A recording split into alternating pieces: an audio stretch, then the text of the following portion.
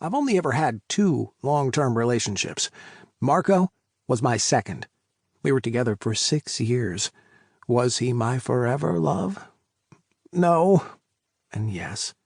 No, I didn't have the heart-stopping, butterflies fluttering, soul-deep connection you see in movies or on daytime TV shows, but yes, I thought we had a foundation of friendship, compatibility, and a desire to spend the rest of our lives together.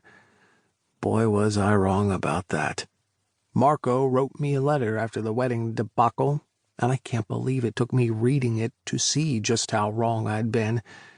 But it was all there, spelled out for me in his messy blue-inked scribble. Then there was Andrew, my first love, my true love, the guy I was destined to be with for the rest of my life.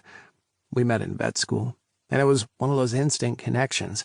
Our eyes met across the crowded cafeteria, and in that moment I just knew there was something special about him. We were two peas in a pod. We shared similar backgrounds, both coming from poor families, money-wise, but rich families, love-wise. He had the same taste in pretty much everything, from music to clothes to politics, and more than anything else, we wanted the same thing for our future, to open up and run our own vet clinic. So, that's what we did. After we graduated from vet school, we spent the rest of our 20s working our asses off. With dogged determination, we saved every penny we could to put toward our dream. Our diet consisted of canned food and ramen. We lived in a shoebox apartment with bad heating and noisy neighbors. Our lives were work, sleep, and repeat. It sounds like it should have been tough, but what we lacked in creature comforts we more than made up for with a love that grew and deepened with each passing day. We didn't have much, because we didn't need much. We had the most important thing in the world, the only thing that really mattered: one another. I never thought a love like that was possible. We were so in sync and so connected, it's almost like we knew each other better than we knew ourselves sometimes. He was one of those rare people I could be around 24/7 and still feel like it wasn't enough. But all that was ripped from me shortly after we achieved our dream and opened the vet clinic. My life was shattered and thrown into a bleak, roving, empty abyss one rainy Thursday night.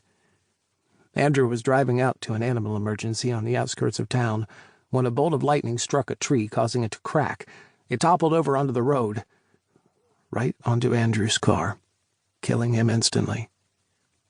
He was just 32 years old.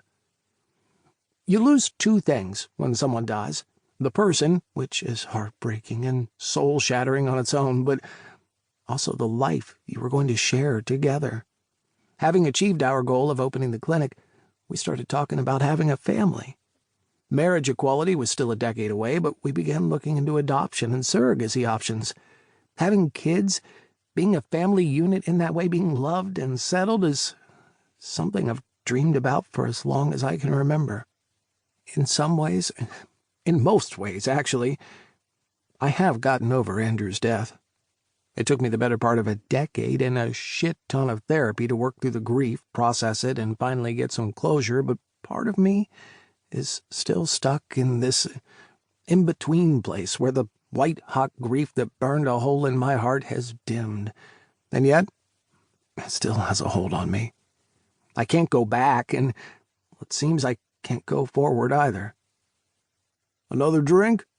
Darren asks, and I realize that he's been talking to me this whole time. I glance down at our empty glasses. Shit, I've totally zoned out for the last 10 minutes. I feel terrible. I didn't mean to ignore the guy. That's such a rude thing to do to someone, especially since I'm the one who bought him a drink. I rub my hand across my chest, feeling bad. "No, thank you, though." Darren catches my fingers. That's when I notice a heat simmering in his eyes. "That's okay. How about we go back to my place instead?" I unwrap his fingers from mine and gently guide his hand away from me. I've probably had one too many." It's a lie. Sure, I'm a little tipsy, but I'm still in control. I'm just trying to let him down gently. But Darren doesn't seem to be getting the hint. "That's okay.